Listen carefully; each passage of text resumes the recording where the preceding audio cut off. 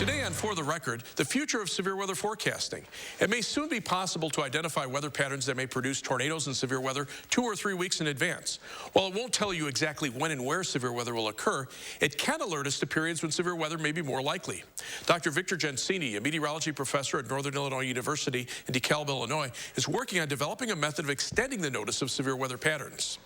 Let me start off by asking you a little bit about your research, the Extended Range Tornado Activity Forecast. ERTAF, as it's called, these extended range, really not just tornado, but all types of severe weather, including hail and damaging wind forecasts, are really focused on trying to give advanced lead time for the United States for these types of perils. And of course, we think of severe weather, we think of things like severe thunderstorm and tornado watches, tornado warnings, and then the day-to-day outlooks, just like you are interested in providing viewers with forecasts for severe storms, say 7 days in advance or 3 days in advance. We're really trying to push the envelope of what's possible. So looking out 2 weeks, 3 weeks, and even beyond to see when patterns are going to either be favorable for severe weather or perhaps not favorable. And of course, at that time range, we can't tell you for certain that your home is going to get hit by a tornado. We can, though, tell whether or not we're going into these sort of favorable weather regimes, jet stream configurations, if you will, that are going to support or perhaps mitigate severe weather frequency across the U.S. Is this going to be offered to the general public, or is it more kind of an internal thing, Storm Prediction Center? So our forecasts have historically been publicly available to anybody. Obviously, there's great interest in the meteorological community for that information, but we're not limiting to just the meteorological community. We feel like, if there are folks out there that are interested in these forecasts for whatever reason, that they should have access to them. So right now, it is not proprietary, it is not in-house, and we do plan on making our research tools available to anybody that's interested via the web. I'd like to ask you a couple other questions. One on just tornado and severe weather trends across the country. Sure. We've noticed shifts at different times of year for especially significant severe weather events.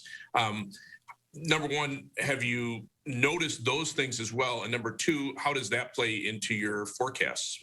Oklahoma, we basically counted the number of tornadoes at the county level over the last 40 years. And one of the interesting things that you see is this quote unquote traditional tornado alley. When you think of tornadoes, you think of Dorothy and the Wizard of Oz. You think of Texas, Oklahoma, and Kansas, right? When you think of tornadoes, generally speaking. But what we've seen there over the last 40 years is actually a trend downward in the number of tornadoes that they've experienced. They still get a lot every year, but the frequency there, the trend has been down, and it's been increasing in places of the Midwest, in Mid-South, Nashville, St. Louis, Chicago, Madison, Milwaukee. All of these locations have actually seen an increase in the number of frequency of tornadoes over the last 40 to 50 years. And we're not sure if that's due to climate change right now. We're not sure what's causing that, but the shift is interesting and real. And it's very important because if you think about decreasing trends in the plains and increasing trends in, say, the Midwest, a lot more people living in the Midwest, right? Many more businesses, homes, greater population density. So really there's more people at risk now from tornadoes than there were, say, 40 or 50 years ago. But we're just not sure what's causing it right now. It's certainly very consistent with climate change in some of the models, but we can't put our finger on that yet for sure to say that this is due to climate change. Does that also apply for hail and heavy rain events, for example? Are you seeing the same kinds of trends? It does. We see the same trends with hail, and it's not too surprising. The storms that produce hail are also very likely to be, potentially rotating or producing tornadoes. And the same thing with damaging wind as well. I mean, this is a trend that, again, we're not sure why it's happening. We need a lot more research to figure out why, the attribution science, if you will. But the threat is real, and it's obviously has folks like insurance companies very interested, right? Because we're putting a lot more people at risk. And same thing for heavy rain too. We've had a couple of very heavy rainfall event. The 1 in 100 year type floods. Happening 10 or 12 years apart in this part of the country. Are you seeing more of that as well? Heavy precipitation just in general is increasing almost globally, but especially in the Midwest and portions of the Mid-South and central United States. If you look at the heavy rain, what we call episodes, these 5-day periods of heavy rain, 10-day periods of heavy rain, or just efficiency, how much rain does an average storm produce? All of those metrics are on the rise, and significantly on the rise when you look at the last 40 to 50 years compared to what was kind of normal throughout most of the 1900s, really, the 19s, if you will.